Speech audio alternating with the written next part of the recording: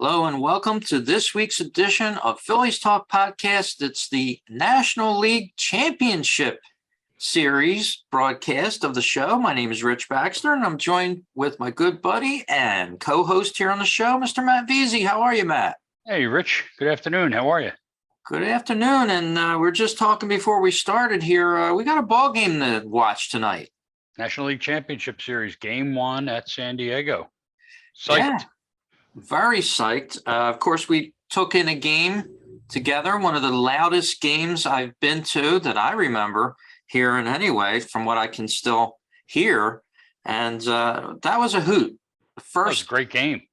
First game back in what, 11 years, something like that? Playoffs, yeah. Well, yeah, it was their first home game back in 11 years. That's correct. And the fans responded as you know, I mean, I've been to a number of playoff games before back in the day, and I was even at a World Series game back in 1980 as a kid. And I mean, maybe it's just that it's been 40 years, but I just don't remember. I just can't recall it being that loud.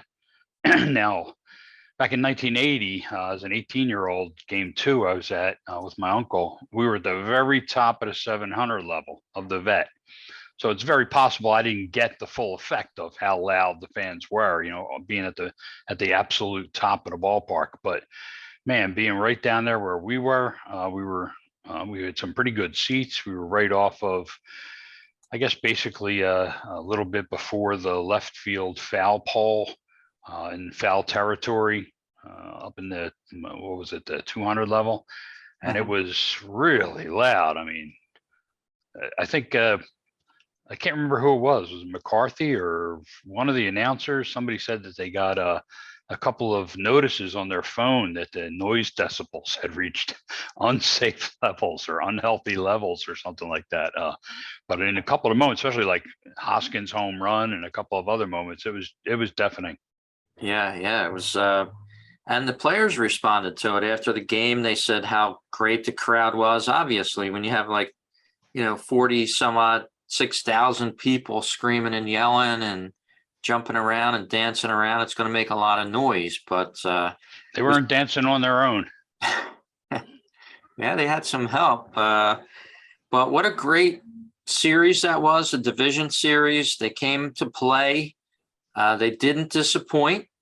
And we're in the National League Championship Series. As I said, the last podcast, pinch me a couple times because I don't believe it still. I mean, it's game 1 tonight. They're out on the road again. They started on the road the last time. We remember back to Atlanta and even back before that to St. Louis, where this all started.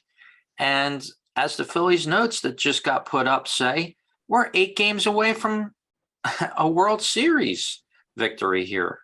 Yeah, you're what, you're heading towards your mid 50s now. I'm 60.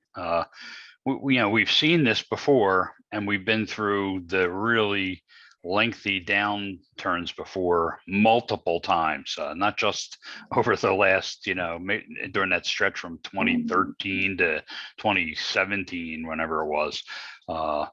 We've been through a couple of others too, and I think about the fans who are maybe in their 20s, who were in their teens or preteens when they went through that last winning era. There was a time for fans of a certain age when they took this all for granted. 2008, 2009, 2010, the Phillies were in the National League Championship Series every one of those years. Won it twice, so that long dry spell, I think, baptized that era of fans into what we've experienced a couple of other times in our lives. And so I think now the fan base as a whole has rounded into form, into appreciating, again, what this really is and what it means. The Phillies back in the postseason, which, that was our big thing a couple of weeks ago. It was like, we just want to make the postseason, just get us into the postseason, right? Yeah. Well, once you're in the postseason, it was like, well, hey, now that we're here, You know, Hey, let's stay a let's see while. what we can do. Yeah. And then they pulled off that big, win against St. Louis, the incredible comeback, against St. Louis on was it a Saturday night? It was a game one, but just a fantastic comeback, and then sweeping the Cardinals, and then coming out and playing just so well against the Braves. I mean, the game two where they got shut down. I say this often, Rich. Sometimes you just have to give it to the other team. We have to remember, as much as we're pulling for our team, and as much as our guys are playing their hearts out, there's another city somewhere pulling for their team just as much as us, and there's another team playing just as hard for the same goals as us. The Braves were the defending champions, so you have to, you had to give it to them that night. Kyle Wright pitched a great game for them. They had their bullpen set up perfectly. It all aligned well. I don't think it was so much, negative on the Phillies as it was. You got to hand it to the Braves pitching in that game too. But aside from that, the Phillies have won their other 5 games here in the postseason. So the bats have been, hot generally. It hasn't been one guy either. It's been spread apart pretty good. Bryce Harper's been hot. Gene Segura's been hot. But other than that, nobody is really, if you really look at their offensive statistics, nobody's really hot. But everybody has come up with a moment. Everybody's come up with a big hit at a big time. So, and I think that's the key so far. Yeah, everybody stepped up. And the pitching's been phenomenal. Every pitcher, except maybe like Connor Brogdon, one game had a little meltdown. Other than that, pitching has been just tremendous. Yeah, we saw Castellanos pick it up in the wild card series. Hopefully he'll transcend that into the National League Championship Series here. But Philadelphia is 17-7. I'll drop a little stats here, all time in game one of a postseason series from the Phillies notes here. And their .708 winning percentage in game one ranks second amongst all MLB clubs in history, believe it or not, only behind the Baltimore Orioles, who were 17-6. So if anything's on the Phillies side is history here, 17-7 all time in game one of a postseason series, the Phillies here. So if that follows through, hopefully the Phillies can take this first game in San Diego and cruise through this series. Well, Zach Wheeler's the key. He is the starter for game one. If it has to be played, he would come back and be the starter for, I believe it's game 5. So those are 2 key games. I mean, it'd be nice if we swept, but getting off on a good start tonight, Zach Wheeler is an absolute key. Keeping them off the board early, keeping the pressure on them. And just like with the Braves series, it's really the same thing here, Rich. Get on the board first, put some pressure on them, get shutdown innings from Wheeler. And the longer the game goes on, I think the longer it would be in the Phillies' favor. The big thing I'm looking at is I don't know how many times we said this during the regular season, but I would just like to see some more consistency from this offensive attack. You mentioned the Castellanos, got it together. Castellanos he had one game. He really has not gotten it together. He's hitting .217 with a .280 on base percentage over 23 at bats in the playoffs. So he has not gotten it together really. Bohm is only hitting 200 in the playoffs. Schwarber is hitting .050 in the playoffs. He only has one hit in 20 at bats. Bryson Stott hitting 133. Real Muto's hitting 250. Hoskins is hitting 154. So they're just not clicking on all cylinders. What they are doing is they're having that, each one of them's having that one big hit, that one big moment, and it's been spread out. So that's been good for them. It's worked so far. But this pitching staff has really been the story. I mean, you're talking about a pitching staff where I don't know what their cumulative ERA and WHIP is, but they don't have a single guy other than Brogdon with an ERA over 2.40. A batting average against, there are only 3 pitchers on the whole staff with a batting average against of 250 or higher. So, this has been a tremendous, Aaron Nola has been talked about a lot. Wheeler's been talked about a lot because they've both had a pair of fantastic starts. But Sir Anthony Dominguez has been, lights out of the bullpen. Jose Alvarado has continued what he was doing in the regular season, lights out of the bullpen. Noah Syndergaard, what a fantastic effort the other day. Andrew Bellotti has been fantastic. Brad Hand has been strong out of the bullpen. They get David Robertson back now, which should be helpful. He's got a lot of postseason experience. So the Phillies pitching has been the key. A couple of hitters, Harper and Segura, they've been leaning on, and then having the other guys, the other 6, 7, 8 guys spread out, depending on who's playing, having a big moment here or there. I also should mention Brandon Marsh hitting 308. So Brandon Marsh has been hitting as well. So it's been Harper, Segura, and Marsh who've been the most consistent. If they can get some consistency during the course of these first 4 games out of Reese, JT, Castellanos, Bohm, Schwarber, this team still has another level it can go to, Rich. Yeah, it's for sure. And as you said, it was jump started by Stott in one game. He got the double down the right field line, started it all off. And I think it got contagious from there. Some other guys were picking it up. Marsh, as you said, in the second home game there where the Phillies won it all, got a home run to get everything started in the afternoon there. And they never looked back, sort of. It was a bandbox type of atmosphere there at Citizens Bank Park, and the players fed off of it. So Phillies advanced to the franchise's first National League championship since 2010 when they faced San Francisco back then. And they won 3-1 in this series against the Braves. So what a great win it was. Starting up in San Diego tonight. And they're going to have a tough series with the Padres. Don't know who I feared most, either the Dodgers or the Padres, but the Padres sort of are built to win. They have Manny Machado. They have a lot of different players that are outstanding, and they seem to be firing all on the same page that the Phillies are right now. They didn't excel too much during the season, but now all of a sudden they are. So they're going to be an interesting opponent in this 7-game series. Yeah, Machado's hitting real well in the playoffs. Their center fielder, Trent Grisham, has been lights out. He's hitting 381 in the postseason with 3 homers.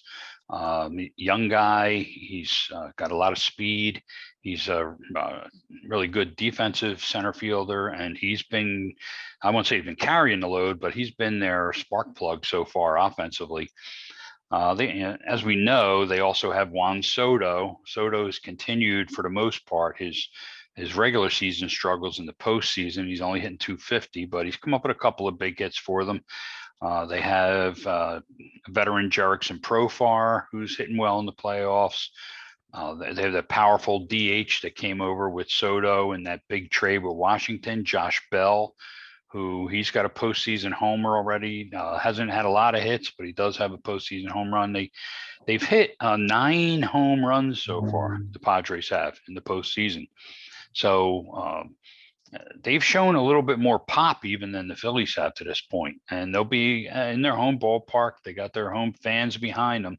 So they're going to be a tough opponent. I mean, the Dodgers, let's face it, the Dodgers would have been a tough opponent too. So anybody that's playing at this time of year is a good ball club, Rich. So. Yeah. And as you said, the Padres and the Phillies in this article says have taken very similar paths to their meeting here in the League Championship Series. They both secured 2 of the final NL wildcard berths. So there's a lot of nuances between these teams, and the stats are very much the same. I was comparing, the batting averages, the team batting averages, right on down the line, and everything was very similar. It's almost an even matchup for this game. It's going to be who doesn't make the most mistakes, I think. And it looks like the Padres are going with Yu Darvish tonight, and Blake Snell to follow up in game 2. So we've seen Blake Snell stumble a little bit this year. He hasn't been the Blake Snell that he was in Tampa, but we'll have to see who shows up tomorrow night if he gets the start for the Padres. Yeah, he's he's only got a 3.12 ERA in the postseason, but that's a little misleading. His WHIP is 1.96, which isn't good at all. He has given up 9 hits and he's walked 8 batters in 8.2 innings. So that's 17 batters he's put on base himself. It's basically 2 batters an inning. So I'm guessing that their thought process there and going with Snell rather than Joe Musgrove in game 2 is that they're at home. San Diego's not as good a hitting park. Petco Park isn't as good a hitting park as Citizens Bank Park is. So I guess their thought process is let's give the veteran Snell, keep him in front of the home crowd in our ballpark that's a little bit plays a little bit bigger, and then they'll use Musgrove for game 3 here in Philly. The pitching matchups for game 3 on Friday night haven't been announced yet, but I have to guess that unless for some reason he gets used prior to that, it'll be Ranger Suarez against Joe Musgrove. But that still has to be announced. But yeah, you're right. Snell's a guy who, at least so far in the postseason, has shown that he's gettable. Tonight against Darvish, this is big. Darvish has struggled a bit himself.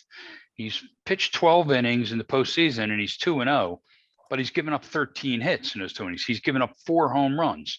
So the Padres have scored for him. So this is these first 2 games are the pitchers' names sound really good for San Diego, Yu Darvish and Blake Snell. But as you mentioned, they're not the pitchers that they were a few years ago. And these guys are gettable. So let's just hope we can get them. Exactly. We have to jump on them just like we did Atlanta. And it's possible they're not invincible for sure. The Padres aren't, but over in the American League, there's a game 5 tonight as well. Out there, the New York Yankees and the Cleveland Indians going to game 5 in their division series. And whoever goes ahead in this one is going up against the Astros. So those 2 teams will go at it tonight, and we'll know who the American League Championship Series is after tonight. Not tonight, Rich. It's going on right now. I'm not sure if you knew that it was going on right 4 now. 4 p.m. I'm sorry. Yeah. Yeah, they're off and running. In fact, the Yankees are out to a 4-0 lead. They're leading 4-0 after 2.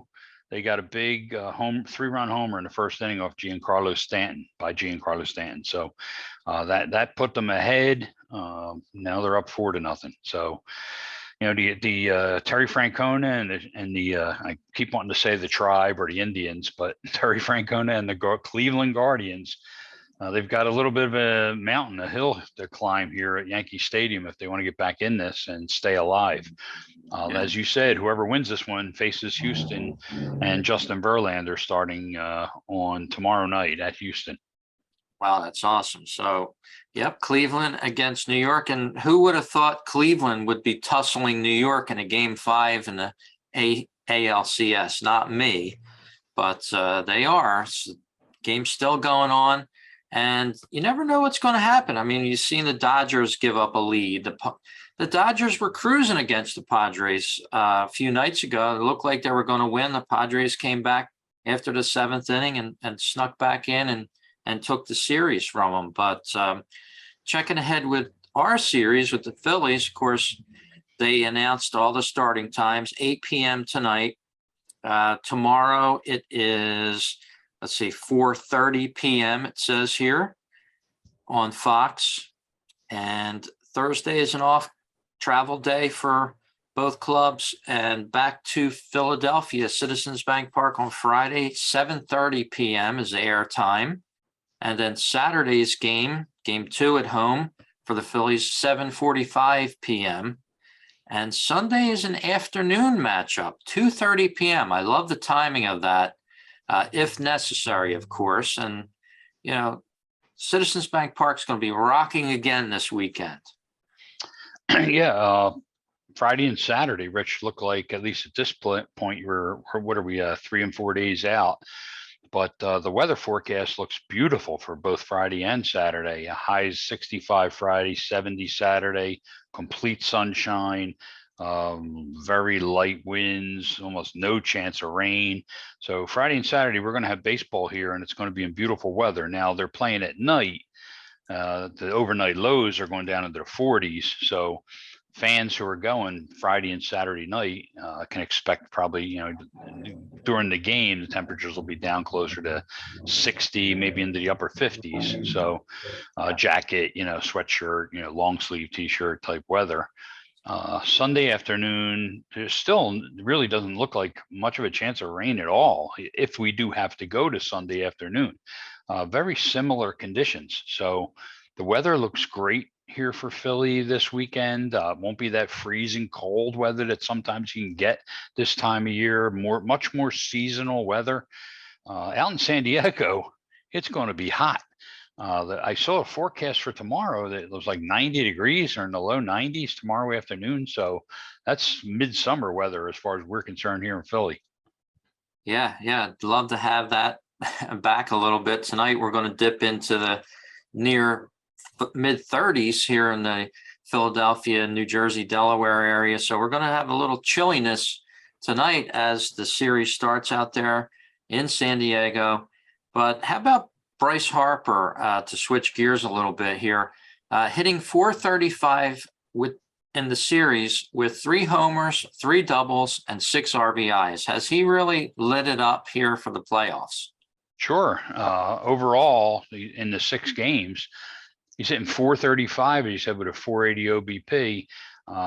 He's got a 1.437 OPS. I mean, Harper has been everything that you need your superstar, all-star, MVP player to be here in the postseason. 3 homers, as you mentioned, also 3 doubles, leads the team with 10 hits, tied for the team lead with 6 runs scored. He's doing what he has to do because he's the DH. So that's the only place he can help the team is with his bat, and he's doing it. He's produced so far. So like I said, he's been the leader offensively, and then a little bit of help from Segura and Marsh as far as consistency. And then, like I said, the other guys have just been picking their moments. Yeah, and moments they've had, indeed. If we remember back to the last game at Citizens Bank Park and the first game, we saw some things that we never did before. Rhys Hoskins hitting a home run, spiking the bat. I think that bat spike, can't even call it a flip, is going to go down as one of the best in Phillies history. I mean, it was just like throwing it down on the ground, like, couldn't wait for it to hit the ground. It was entertaining. And then Real Muto with the inside the park home run, the first time a catcher has ever hit an inside the park home run in the postseason. So you still never know what you're going to see when you go to a ball game. And you have to feel he still hasn't had many of those moments outside of that big home run, but you have to really, really feel for Rhys with that home run. I think everybody who really understands baseball and who really follows the game and who follows this team in particular can appreciate Rhys Hoskins' reaction in that moment. First of all, it was still early in the game. Stott had just put him ahead. The outcome of both the game and the series very much in doubt at that point. And his home run was no doubt about it. It was like he hit it, and as soon as the instant he hit the ball, you knew it was gone. And the instant he hit the ball and it went up in the air, really, the whole ballpark knew it was gone. Yeah. You could see in the trajectory from where we were. So it was a no doubter. So it was easy for him to react quickly, and then emotionally, you understand the bat spike because Hoskins he's been as far as offensive players, as far as position players, I believe Hoskins is here the longest out of all the guys that are here. He's certainly the longest running starting player on the team. He's been here through a lot of the losing, all of the frustrating near misses of the last couple of years. some of that was put on him because he just did not come through at the key moments. He was injured last year when the team was trying to fight through September. So there's Hoskins has, while he's been like a 30 home run guy, he has produced to a certain extent over the course of his 4 or 5 year career. He's also been much maligned by the fan base because of his defensive deficiencies, because of the team's inability during his time with the team to get there. And so I think there was a lot on his shoulders that he erased with that one swing of the bat. Now, he erased it for now, you know what I mean? But since then, he's kind of reverted back to Reese. You know what I mean? He hasn't produced. Like I said, he's hitting 154. He's got a 185 on base percentage. He's only got 4 hits in 26 at bats during the playoffs. So he had his moment. Like I said, with these guys who aren't producing have had their moments. So Reese had his moment, and it was a beautiful moment. It was an important moment, a key moment, a pivotal moment. But it was one big moment, and it will be unforgettable, especially depending on how far this team can go this year. If this team, goes all the way, that's going to never be forgotten, that moment in Phillies lore. It'll just be a nice moment, if this gets short-circuited somewhere along the line. But Reese is one of these guys, one of these half dozen guys who has the ability to do it and needs to be more consistent. Yeah, that would be great. And tonight, the Padres are the favorites in the betting world, minus 120 out there in San Diego at Caesars Sportsbook. That's the official line right now. So Phillies underdogs. I'm sure they're not worried about it. Can't wait for the game to start a couple hours from the time that we're doing this podcast. Couple late starts here, 8:03 at night. And that's not too bad considering that they're out on the West Coast. And we even have a couple afternoon games sprinkled into this series. So going to be a little interesting. I like the mix in the playoffs for this National League Championship Series. I figured it would all be at night, but no, they're going to fit in a couple afternoon games, one in San Diego and then one in Philadelphia, if necessary, of course. Any predictions on the series for this one, Matt? You know what Han Solo said, Rich? Never tell me the odds. I don't want to know the odds. Okay.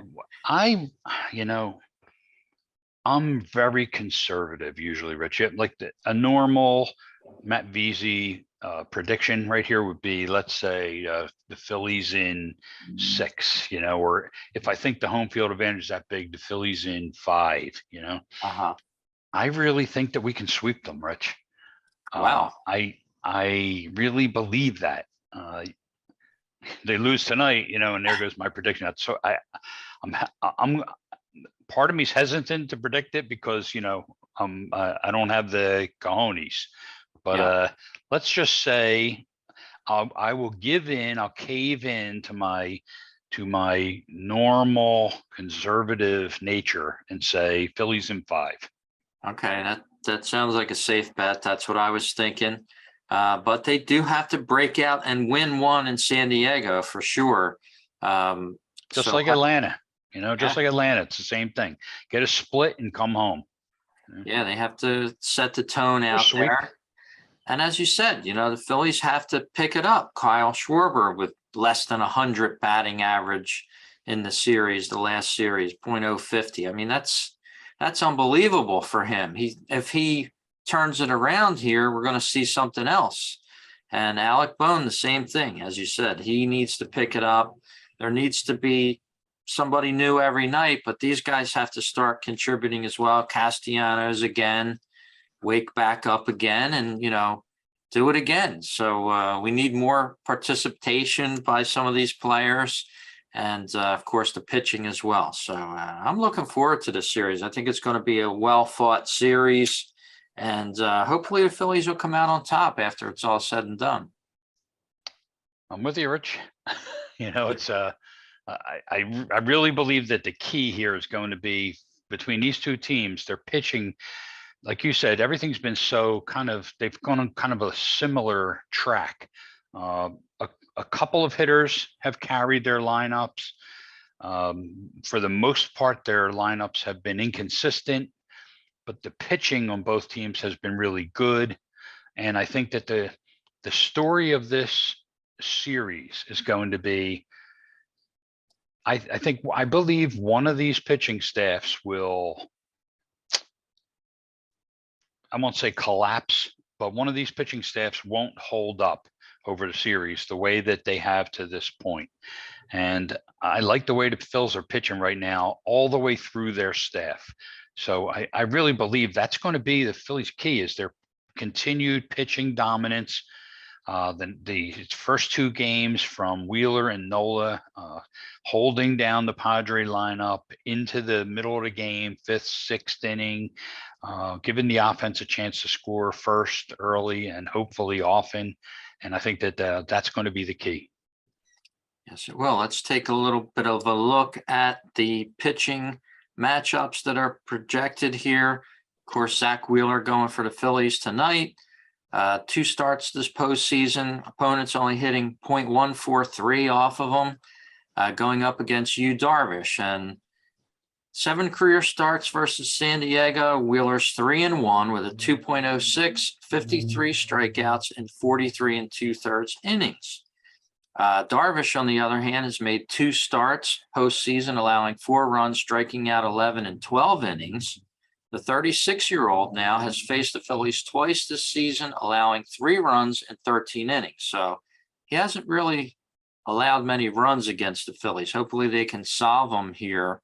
And look at that stat. If you're looking at the screen on our video portion of this, Nick Castellanos 3 for 6 with a 1.0 OPS against Yu Darvish. And look at who's the number 2 guy there. Rhys Hoskins, 3 for 6. Had the most success off of Yu Darvish. So if these 2 guys can turn in another great game on offense, we're going to be happy at the end of this game. And I don't hear you. Wheeler, it's going to be Wheeler and a couple of guys coming through. That's what we're really looking for. As I mentioned, Zach Wheeler holding them down into the middle innings, and the Phillies getting the jump. And really, it could be anybody. We've seen it so far in the playoffs. Somebody different each game. One guy that I've been looking at, Rich, is Alec Bohm. Bohm has had he's been a tremendous story this year for the Phillies. From where he was in April, when the fan base was just all over him, he was butchering third base. He couldn't hit, to save his life. And then the next thing you know, he just turned it all around after accepting publicly some dumb statements that he made, as well as his poor play. He completely turned around. He accepted publicly that he was screwing up, that he had made ignorant statements, and he then went out there and backed up his apology with tremendous play on the field, increased production at the plate, and he became part of the answer for the Phillies, a big part of the answer.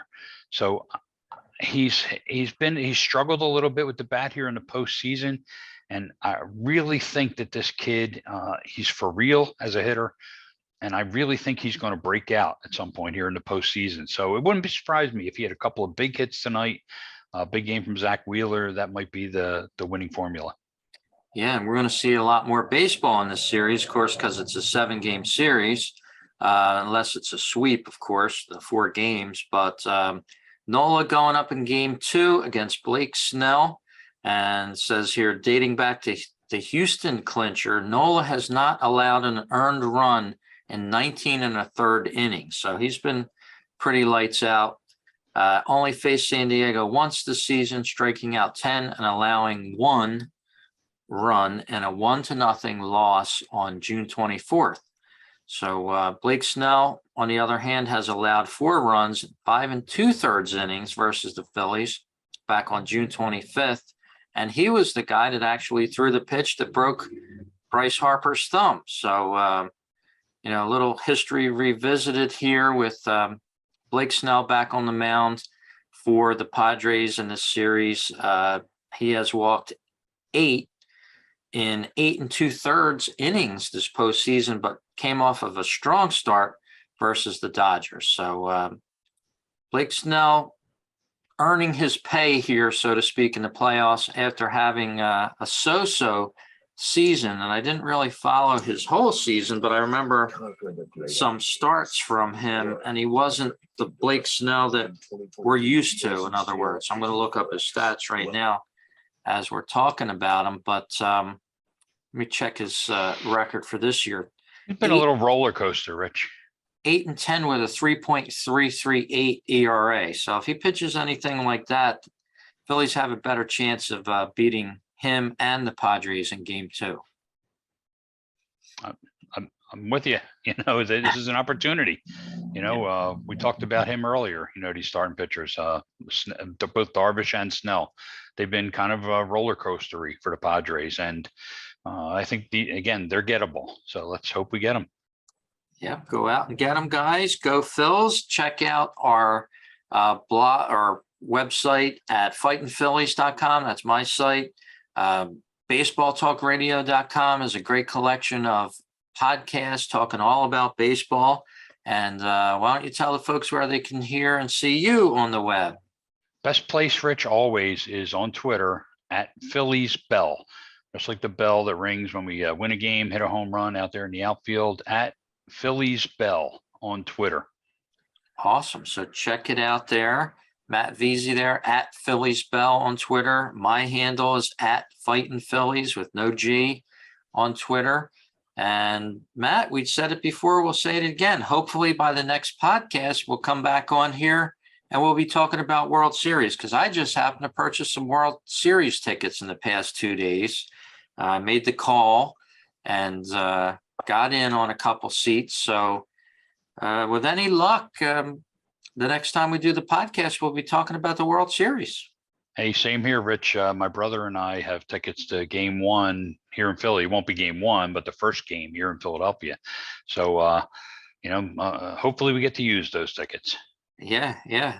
It'd be something, it's a dream that the Phillies could make it in 2022, but there's a lot of comparisons between this team, that team in 2008, 2009, of course, the 2008 World Series champions, and all the way back to 1980. They've had similar records with one another off and on all season long. I remember seeing a lot of tweets saying that, the Phillies have matched the 08 record. They've matched the 09 record on this certain date. So, the Phillies somehow had a pace with those teams, and they have some sort of odd connection to them.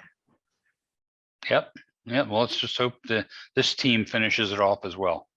Yep. So if you have tickets to the game, National League Championship Series in Philadelphia, Friday, Saturday, and if necessary, Sunday, enjoy it out there. I know it's a complete sellout. Tickets are insanely priced on StubHub right now. They're going for $400 or $500 a piece, closer to $5 if you want a seat. You want to stand, it's $3 and change, somewhere around there. But it's going to be a hoot at Citizens Bank Park for the National League Championship Series, and hopefully we jump out and get at least a win out in San Diego. Matt, you have a great series. Enjoy it, and I'm rooting for the Phils. You as well, Rich. Go Phils.